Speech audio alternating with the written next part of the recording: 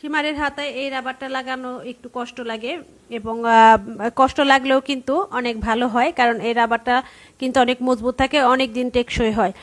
সাধারণত বাজার থেকে যে আমরা কিনি, মার্কেট থেকে খিমার কেনা হয়, ওগুলোর মধ্যে কিন্তু ববিন যে রাবার থাকে সেই রাবার দিয়ে হাতাটা সেলাই করা থাকে, যে কারণে কিছুদিন পরার পর হাতাটা কিন্তু বড় হয়ে যায়, তখন খিমারটা আর পরা হয় না।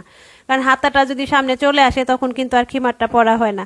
যে আপনারা যখন খিমার সেলাই করবেন তখন অবশ্যই হাতা এই রকমের রাবার দিয়ে সেলাই করবেন, দেখবেন যে আপনারা অনেক দিন পর্যন্ত রাবার এরকমের রাবার দিয়ে মানে খিমারের হাতা বানালে পরতে পারবেন। তো এটাই ছিল আজকের টিপস। আর সব থেকে বড় কথা হচ্ছে যে সবার কাছে মানে সবার পরিবার আমি যেতে পারছি না অসুস্থতার জন্য, কিন্তু টুকিটাকি কাজ তো করতেই হবে, যেহেতু এটা আমার রুটি রুজির কাজ। তাই যখন একটু ভালো লাগে তখন একটু কাজ করি, বাকি সময়টা ঘরের রান্না বাড়া কাজ আছে, তারপর হচ্ছে রেস্ট নেই। আগের মতো সবাইকে সময় দিতে পারছি না, সেই জন্য দুঃখিত। সবাই পাশে থাকবেন, ভালোবাসা।